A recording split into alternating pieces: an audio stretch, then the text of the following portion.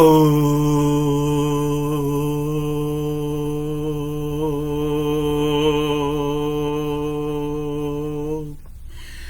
Shanti, Shanti, Shanti. I, the pure consciousness, or I, the sense of self-awareness, would manifest or is going to manifest the words of truth and the words of wisdom through this finite mind and through this finite body. This finite mind and this finite body has to come to an end at some point in the future. Future means that's a concept, because when anything happens in the future, by the time it is happening, it means that time it's now. The future never comes. There is always now. Somebody has asked a question. Somebody has asked a question a few days back, and it is very significant and it is very important for us to understand this topic, because the topic or the word basically profoundly is sitting in the back of our head. The topic and the word profoundly is sitting in the depth of our awareness, in the depth of our being. It's sitting. And the way we look at it is, when we go into any society, not only this society, not only American society, we go to any society throughout the globe.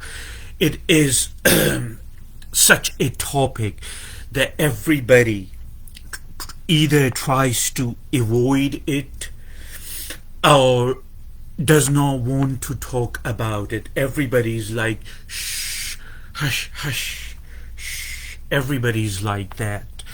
That the more, remember something, that the very nature of life is such that the more we try to avoid a topic, the more we try to suppress a thought, that thought would come even with more intensity.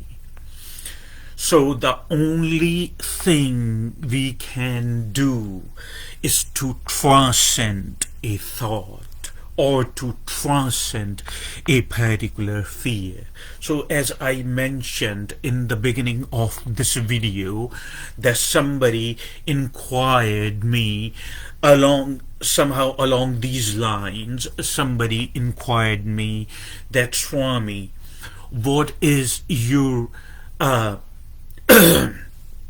somebody inquired me along these lines that, Swami, what is your, how, when you think of death, do you feel fear within you? Somebody asked me along the line that when I think of death, do I feel fear or am I scared?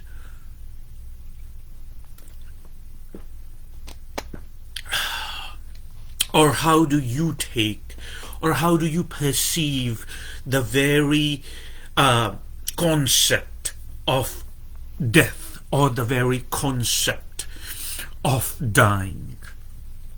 Well, the first of all, of course, while we are in the human body, and while we have a mind which is accumulated of thoughts, when the topic comes up or the word comes up or we hear that somebody died, A celebrity died, an artist died, a relative died, a close friend died, a neighbor died, or a family member died. We see this all happening. So, in other words, what I am saying, it is not a concept anymore. You see, it's not a concept anymore. Concept is that when we hear the word, so we try to conceptualize automatically, very deeply and profoundly in the back of our mind, that it would happen, it would happen to us too one day. And most people, I'm not saying all people, so this person, when they inquired, I am trying to approach the answer through different perspectives. You would find your answer. So most people get really frightened. Most people, when they hear the word or they hear the news that somebody has passed on or somebody passed away or somebody basically died, so most people unfortunately become very frightened. They get very scared from it. And the reason they become scared because they have not come in terms with it, even though it is a concrete fact. However, I would like to rephrase a little. Okay, for one, that I know through my devotion to my practice, the one I know through my devotion to my tradition, and the one I know through the quest for me to finding the truth and to finding out the truth firsthand for the most part, or as much as I can. Death, there I would rephrase it, watch, listen and pay attention to my words. I would rephrase it. I would say, let's not use the word death, because as I said, through the devotion and through the practice, mostly to mysticism, I know that there is no such thing as death. What we, or for the most part, what most people understand death as the end of everything, because most people, sadly and unfortunately, as I said, not only in this custom, not only in this culture or society, but throughout everywhere, including India, most people are experiencing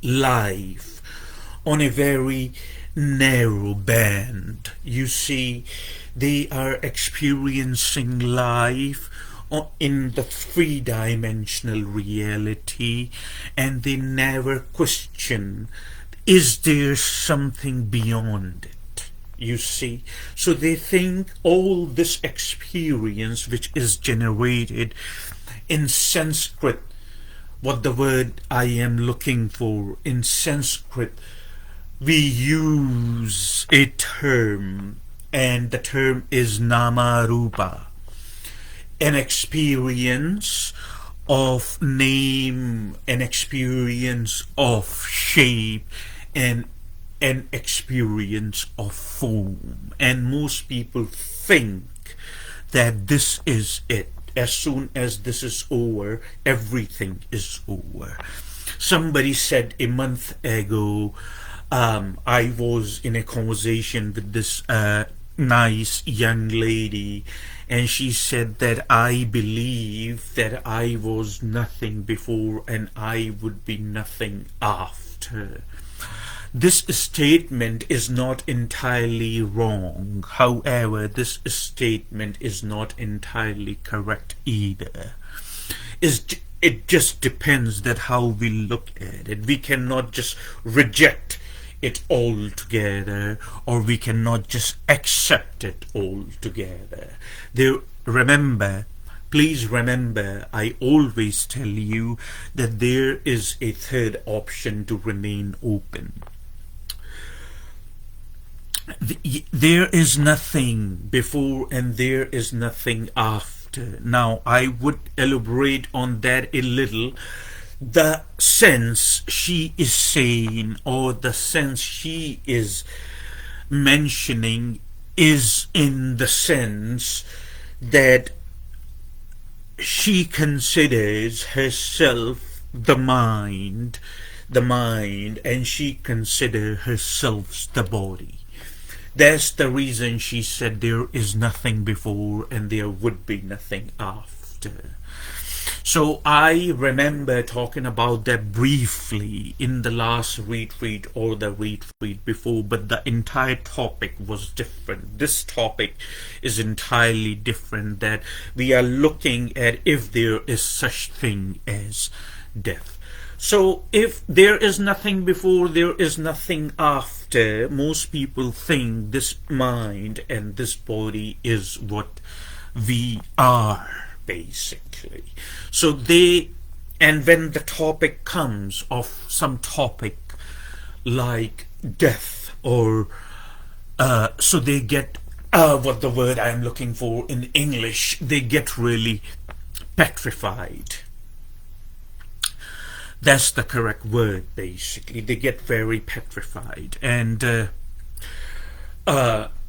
they say that, oh my God, after this there is nothing, and this is it. So they think that this is it, and they try to make this experience as valuable, as enjoyable as humanly possible. They try to make this experience by taking different substances. They try to make this experience by being selfish. They try to make this experience attractive by not questioning what's been handed over to them. They try to make this experience by engaging themselves in work. They try to make this experience more subtle by giving them fully in their job, and they try to give this experience some attraction by being obsessed with the money. They even abuse, that's self-abuse, that unfortunately they even abuse themselves in the process by overworking. They even abuse themselves by overworking and not giving full rest to the mind and body that it requires. They think all their thoughts and everything, they become totally obsessed with what they have, and they try to make it most meaningful as humanly possible. They try to make it most meaningful as humanly possible, because they think that I am the finite mind and I am the finite body. Now you need to remember something. Every now and then in my messages, the messages I deliver, or the message I'm delivering today, and the messages I have delivered in the past,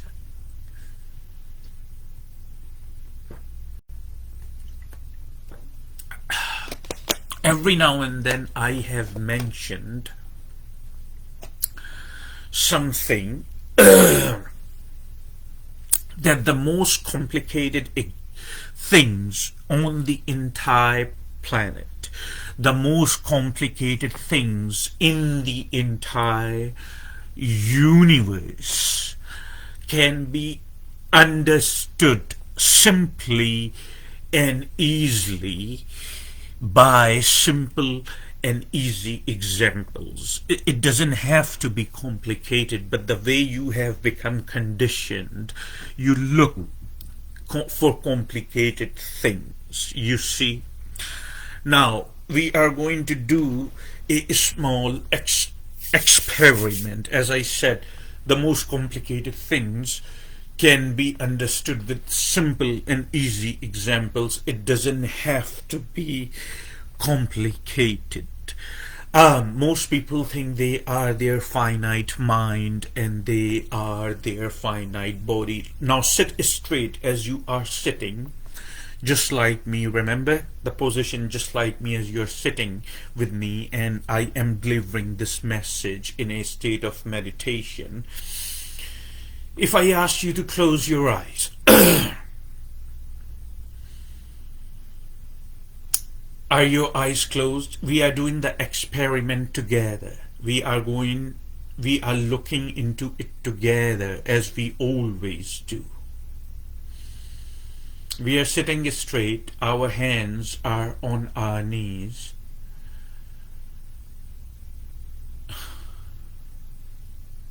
And our eyes are closed, you see.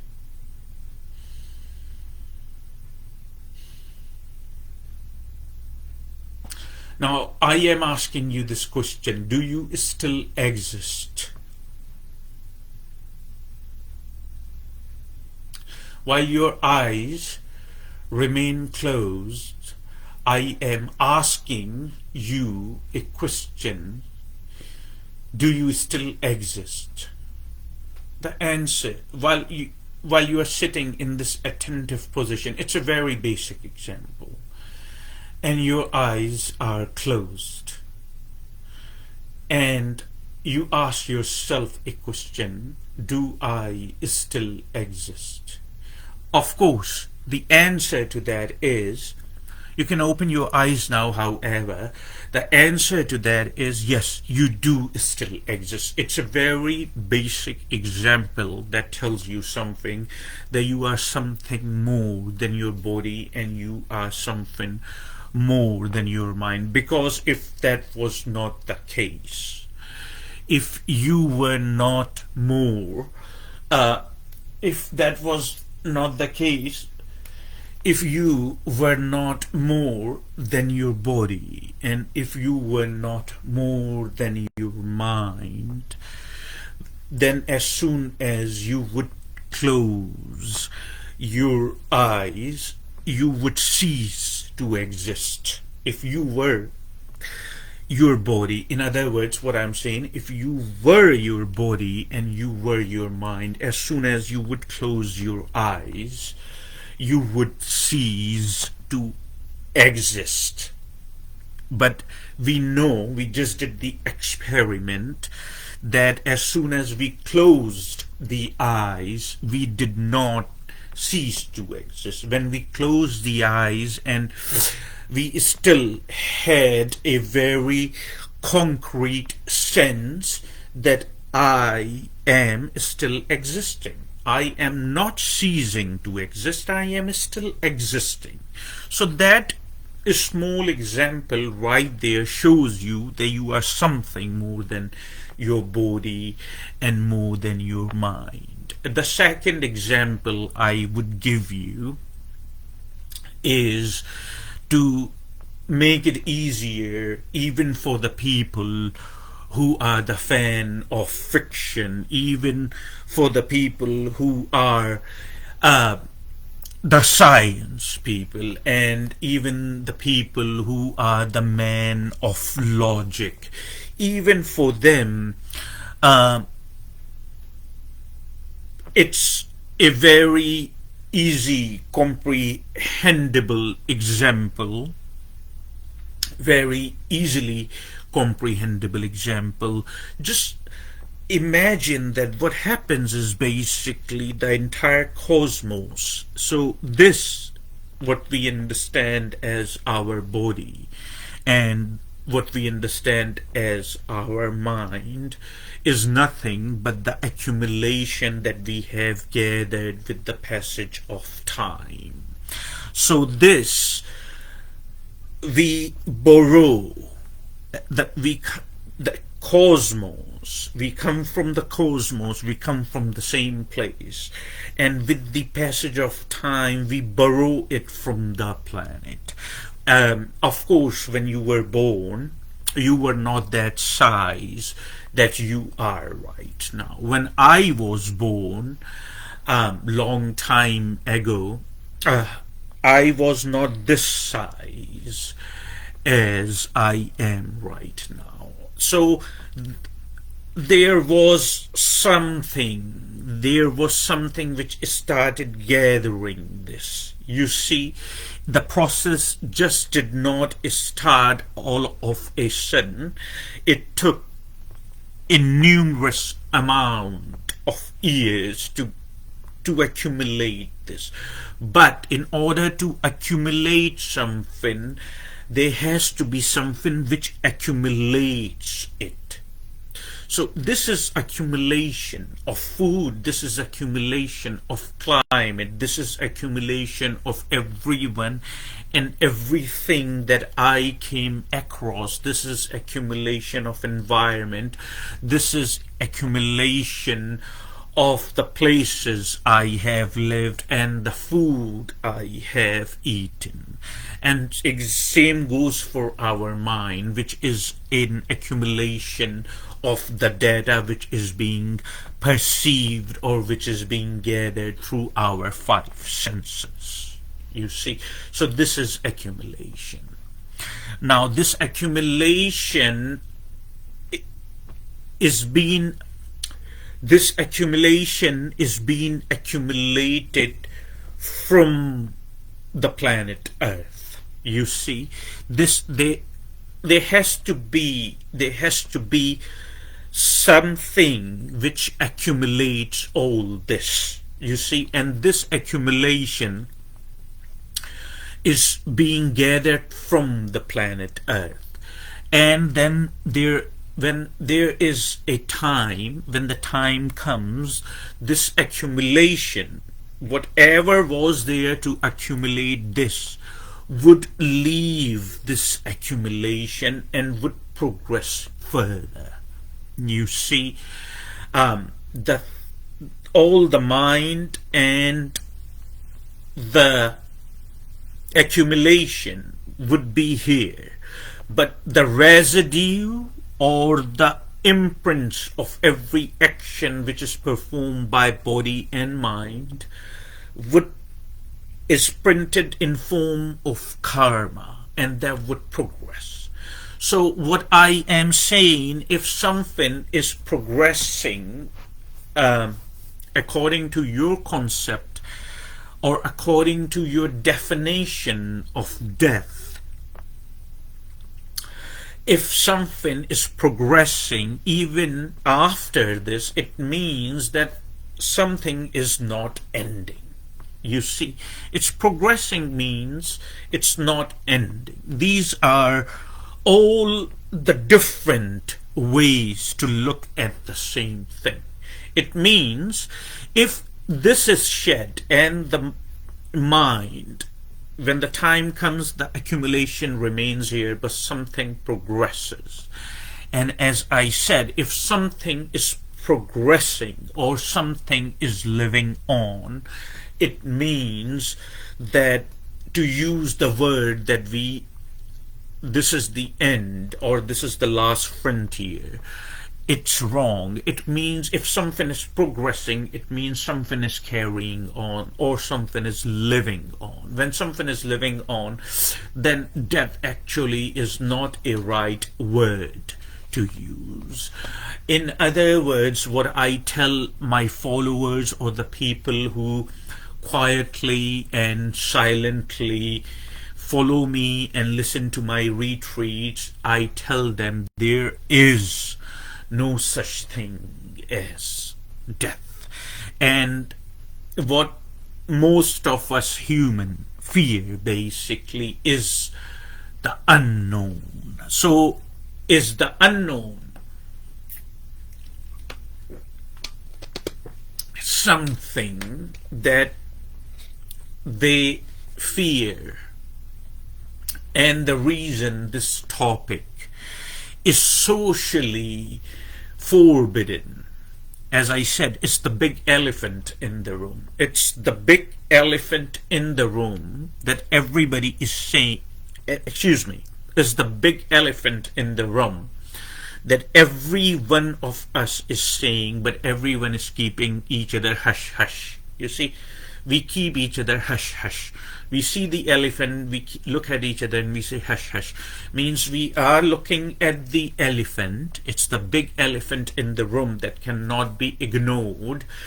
And we look at each other and we say hush hush. And we, in every society, we try to, it's a topic in every society that we try to ignore, we try to avoid this topic. It's a topic which is it's a topic which is forbidden. It's a topic which is socially taboo because it is considered a negative topic. It is considered a morbid topic, and what happens is we have no comprehension of it. We don't look into it, and the only option then remains profoundly in the back of our mind to be scared of it. But anytime when the topic comes on, we try to do each other to hush hush, and we don't want to talk about it because we think that it's a negative thing to talk about. But yet in the same time, in the same moment, profoundly in the back of our mind, in the back of our awareness, the topic remains right there and it doesn't go away. And when the time comes for us, when the hour arrives for us, we get shocks. You understand what I'm saying to you or no? When the time and when the hour arrives for the bodily demise. Remember, I didn't use the word death because I have explained, if you were listening to my words, I have explained there is no such thing as death. Because if something is progressing on, it means something is not ending and something is never ending. But what's basically being shed or what's basically is dying is the body and the accumulation, basically. So it remains in profoundly in our awareness. And when for us time comes, we get shocks. Because this is something that we have avoided for our entire life. We have pretended and we have turned, unfortunately, towards it a blind eye. But it does not make it disappear. That's the word, exactly. It does not make it disappear. The fact of the bodily demise and the fact of the mind or the collection of the memory, the fact of bodily demise and the fact of mind, basically it is totally intact there. It doesn't disappear. Now please remember something. What most humans understand as death is basically for each one of us, if we on as the person, the questioner asked the question. So this is all that, since I started the video last half an hour ago, this all is the answer into the response of that we have an option here to understand it fully. We have an option here to see what's going on. To avoid it, it's not going to make it disappear. You see, remember that I have mentioned in previous retreats and previous messages that there is just this line, which is infinite line of life. There is this line which is there is this line which is the infinite line of life, and on this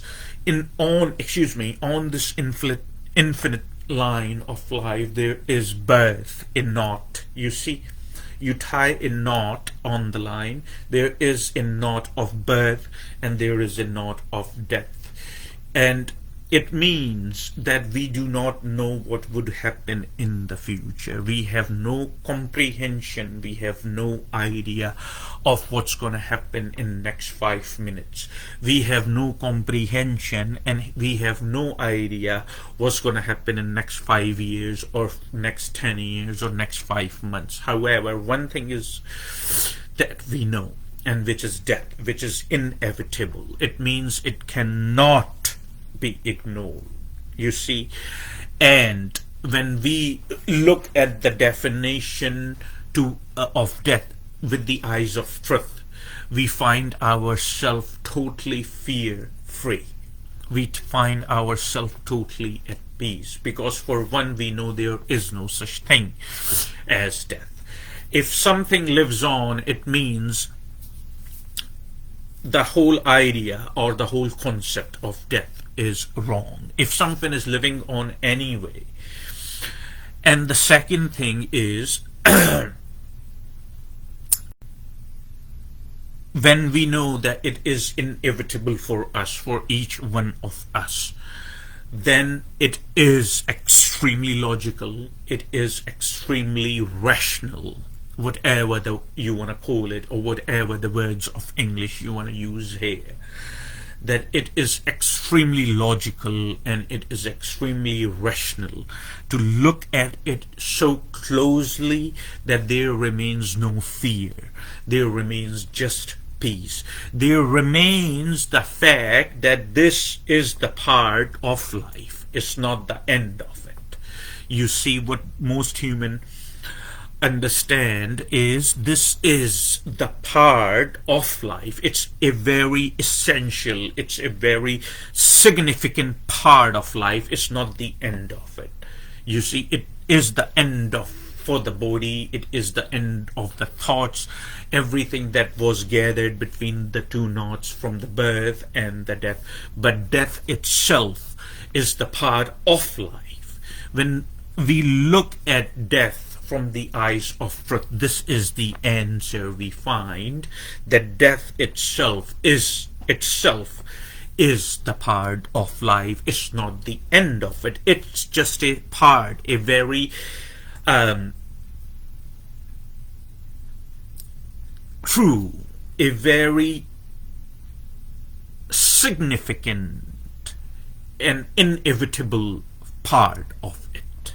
You see, it's no different than any other actions we are performing. However, it would happen only once. We can perform repetitive actions, like we go to work and we do the same thing over and over and over. There are numerous different type of actions we perform on the regular basis, that they are repetitive. However, death is also no different from any other action, or it's no different from any other part of life. It's the part of life, but that only happened once. But we live on. You see, something which was borrowed, that's the word I'm looking for, basically. something which was borrowed from the planet, you see, by the cosmos, if you want to understand it that way. Something which was borrowed from the planet, the accumulation would remain with the planet. It's the property of the planet, but something moves on and something lives on. So the idea or the concept of dying, or the idea or the concept of death, is refutable. And I have refuted, of course, that only if you were listening. I'm sure you were, and you were paying attention. So that I have refuted the very concept of it. If something lives on, then there is no such thing as death. Yes, there is such thing maybe as bodily demise. Not maybe, it's a fact that one day it has to happen. And if it is so inevitable for each one of us that it has to happen, then the best thing that we can do to ourselves to understand it is inevitable, and what it is basically. What is it? When we understand fully, then we are not scared, then we are not petrified. Humans are scared of unknown. Humans are scared that what happens. Humans are scared of what they do not know.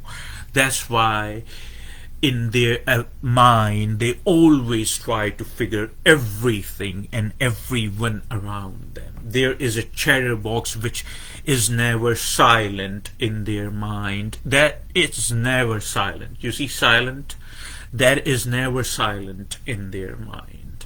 And the chatterbox is always trying to figure everything and everybody out, so they wouldn't have to be scared anymore. But the only thing which is the most inevitable thing, the only concrete fact of life which we understand as death, they don't want to talk about it. And they remain scared. So when the time comes, they get the shocks. When the time comes, they freak out. We freak out. We get the shocks because we didn't take time to understand what that is. If we only took time to understand ourselves, are you following me what I'm saying? Please pay attention to my words. If we only took time to understand fully and completely ourselves. Ourselves does not mean the body. Ourselves does not mean the biology which is attached to the body. Ourself does not mean the psychological drama. Ourself does not mean the thought process. Ourself does not mean all this. Ourself means the one which progresses even after the body and the mind, the one which progresses. You see, I gave you an example a few minutes back that I want you to sit attentive. You see, most people understand or consider themselves as they are their mind and body. But I want you to sit attentive and close your eyes. If you were your mind or body, after closing your eyes, you would cease to exist. You would cease to exist. But after you close your eyes and we ask ourselves a question, that do I still exist? The answer is yes. So of course you are something more than your mind and body. So when you understand, when there is something more than mind and body which has to progress and which never dies and which always lives on, then there is no such thing as death. So that's one thing which would bring tremendous liberation and freedom in the way you look at things. If you own that thing, you need to understand what is that. Then you wouldn't have to be scared anymore. That how you wouldn't have to ask other swamis such as myself. I appreciate and encourage you to ask questions all the time to me, and I'm here. This is my service to you, and I love you all. But you would when you would understand yourself, you would understand everything. That's what I'm saying. Then you wouldn't have to ask even people that what other people think of it or how other people perceive it. Do they get scared when they think about it? So for me, answer, I don't get scared of it. No, because I have completely understood what it is. It is just like that there is that infinite field. On this infinite field there is a knot. That knot is a birth. The other knot is death. So when something is so inevitable, something which is, because we cannot ignore it, we cannot say that it's not, we cannot deny it. You understand? We cannot live in the denial of this fact, because we see it happening all the time. You see, we see it happening around all the time, in the family, in the neighborhood, in the social circle, on overall on the globe. It's happening all the time, and one day it would happen to us, and we don't know when that would be, that day. You see. So as I said to you, that people or humans basically are scared of unknown. Everyone is scared of unknown. That's the best thing what you do, including hushing each other. That's the best thing we can do. That this is the big elephant in the room that everybody's seeing. So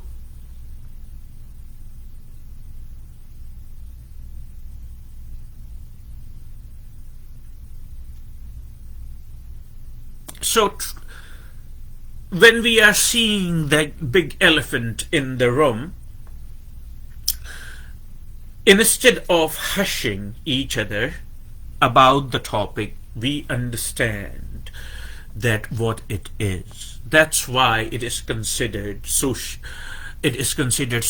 taboo, that even if we mention the word of death, people get the goosebumps. Even if people get petrified, it can seize the function of their life. They develop different type of phobia, the gorophobia, the phobia of going outside, the phobia of heights.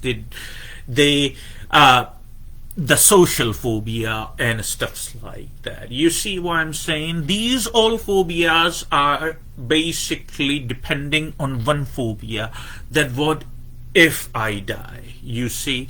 And then they don't understand that they are more than their mind and body. All this is happening because they have not taken enough time to understand themselves. All this is happening because they have not taken enough time to see that what is going on.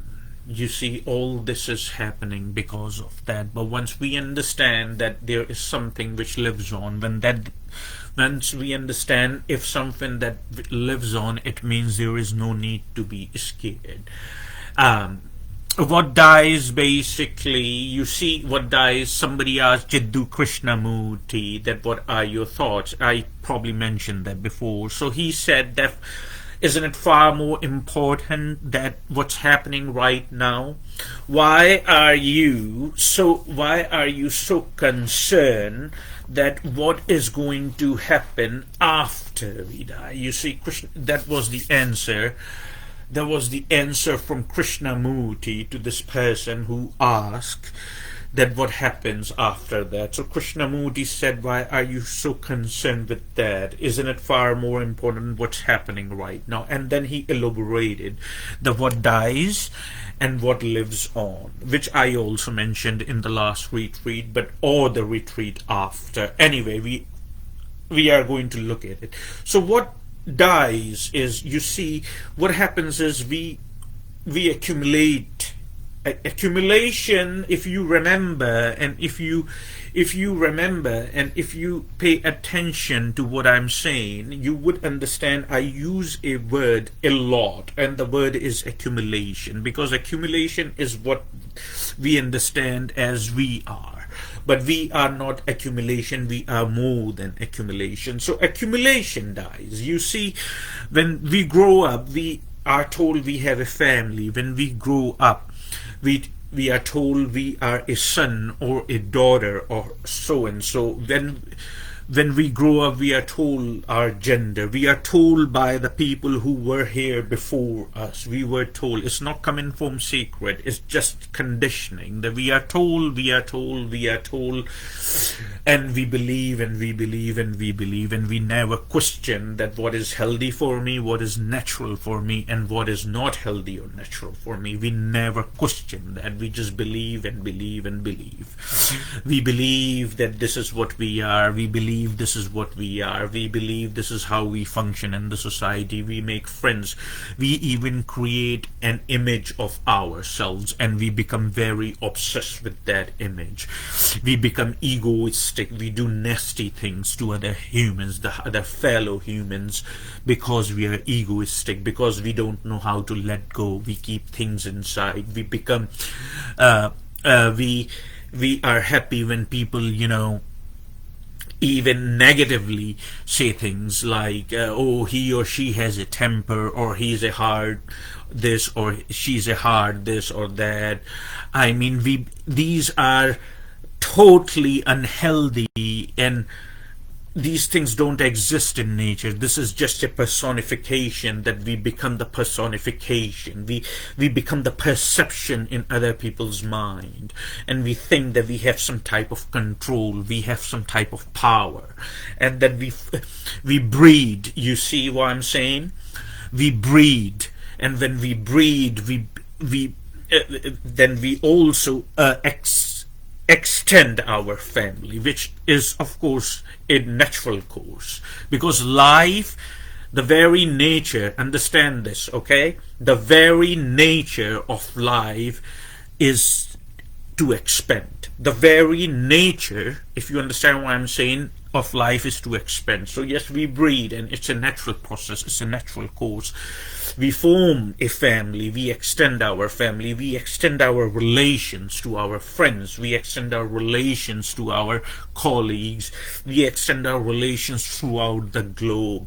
And then all what you see, all this is accumulation, starting from one thing, gives birth to another, and goes on and on and on, and it becomes a huge snowball, which started something like that. If you go to places where it snows, a snowball, it starts from something like this, very tiny, and you make a ball, and in the end you have a huge snowball. Sometimes it's so huge that you cannot even wrap your arms around. That's what it is. Thus a snowball dies. You understand? So all that you have made, and you think, and we think that we have time. You see, Gautama, Siddhartha, Gautama, Buddha. Buddha said, you think you have time? You see, that's what he said. He said, so you think you have time. It means it's an illusion. None of us knows how much time we have.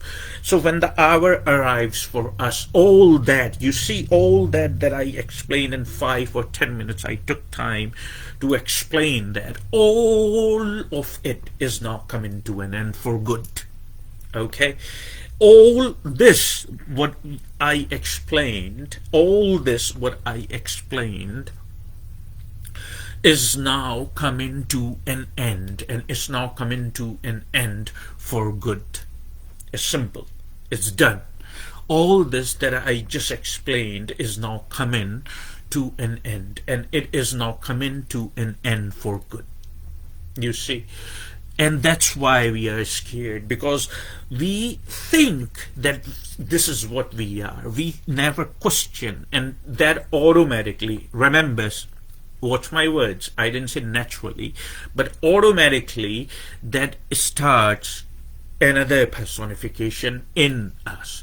So we perceive our own image, and we become too attached to it. These are all the attachment. Attachment means suffering.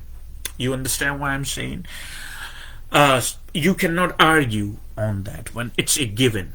You understand? No matter how you look at it, whatever is your social and psychological drama you have in your mind, whatever the social and psychological drama you have been told you are, it makes no difference to the program of nature what you think you are. You see, you can either go in accord with it, or you can go against it. And I see you most of the time, you are going against with it. And when you go against with it, you are constantly suffering. I see your suffering.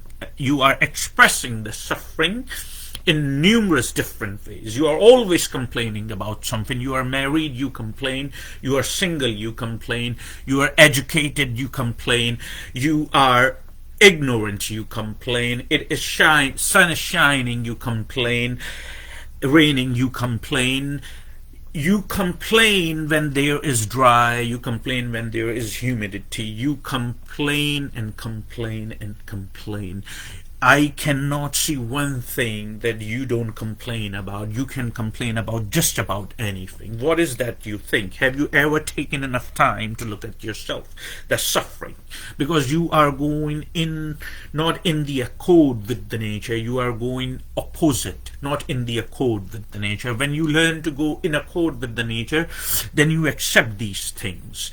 That, yes, it's an inevitable fact. And what exactly it is which is dying. So then you don't suffer, because these things give birth to attachment. Attachment means suffering. Wherever you attach yourself, you suffer. But if you don't attach yourself but nurture it, that's an entirely separate thing. You need to understand this, okay? You always confuse these two. Attaching towards something, it means that you are being exclusive to it. You understand? But you are not, when you are being exclusive to it, it's limited. However, the way nature works and the laws of the nature is, the nature works overall. It is not exclusive towards anything. So yes, you can nurture something. It is very possible to nurture something and yet remain not exclusive towards it, but inclusive in everything. And when you acquire that kind of awareness, I'm not saying through some psychological awareness that you listen to my video and you write down some good points and you read over and over. It's not going to take you anywhere. You have to make it a practice. If it is friendly to you, you have to make it is a practice. If this experience if this experience is friendly to you, you have to make this experience your own experience. You understand what I'm saying? Then and only then you would know. Talking about it, having conversations about it, having discussions about it, that how do you acquire that kind of awareness? You acquire that kind of awareness when you look at things very profoundly. You acquire that kind of awareness when you look at things very closely, that there remains nothing more to understand, there remains nothing more to comprehend about something. Then you are totally fear-free. Then you understand what's going on. You understand? So attachment means you are being exclusive towards something. When you are being exclusive towards something, it means now it is limited. However, nature or life or the very laws of nature don't work being exclusive. It is happening overall. You understand? So when you are being inclusive, when you are happening also overall with the accord with the law of nature, you give yourself 100% and fully. You can nurture a relation. You can nurture a family. You can nurture friendship. You can nurture just about anything, but yet being not exclusive. Exclusive means that now you have attachment. When you become too attached to it, there is a bond. You see, it's the bondage. When you become too attached to it, when there is no, what you call it, when there is no leniency, you see, when you become too rigid, that's the question. When you, then of course, when the time comes, then the shock would come. But if we nurture, if we don't exclusively involve, but we nurture overall, then we give 100% from the very core of our existence. Imagine a rubber band. You see, a rubber band is a good metaphor that I use. Imagine a rubber band. Now this rubber band is kind of thick, and it is not as flexible You see? Now you imagine a rubber band. The rubber band is rigid, kind of rigid, and it's not as flexible. Now you pull the tight rubber band. You see, since it's not very flexible, after a certain period of time, which is going to be very soon, and rubber band, breaks. Rubber band breaks. Now you take another rubber band which is more flexible. It has more flexibility in it. You understand what I'm saying? And then you pull that rubber band and it would go for quite one. So the second rubber band is the good rubber band because it has more flexibility in it. It can sustain in under the pressure. You see, it can sustain under the pressure. Just like that, when we are rigid and when we do not understand and we become exclusive and we become attached, we become rigid. But when we are inclusive, means we are going in the accord with the nature and we are going in the accord with life. So we have more flexibility. We can sustain even under the tremendous pressure. So this rubber band is not going to break easily, you see, because it has more flexibility. So now after almost 1 hour now, wow. So I would be attending a meditation session soon. However, it's a great thing I took a look at the time. So now you understand that what dies. So all this, what we understand about ourselves, that makes us us. It does not really makes us us. It's what we think it makes us us. That is here, and it's now coming to an end, and it is now coming to an end for good. You see, and that's all it happens. That comes to an end, but the the life force, if you want to call it, you can use any words, but every single word we use, different type of words we use, is indicating towards the same reality. You can call the Sanskrit word Atman. You can call the English word, mostly in religious circle, called soul, or you can call it life force or life energy. You see, it's the same thing. So the life force and life energy remains intact. And the more we are good and the more we have understood ourselves, the more tuned it would be to the good things after this accumulation and all this wrong personification we had about ourselves has come to an end. The life force would carry on with the tendencies. I hope I have answered your inquiry, and if you have any questions, you can ask me the questions, you see, while I can still answer. You understand what I'm saying to you? If you have any questions or confusions, you can still ask me the question while I can still answer you. Not here means yet I am in this body, so I can still answer if you have any questions in the future or the near future.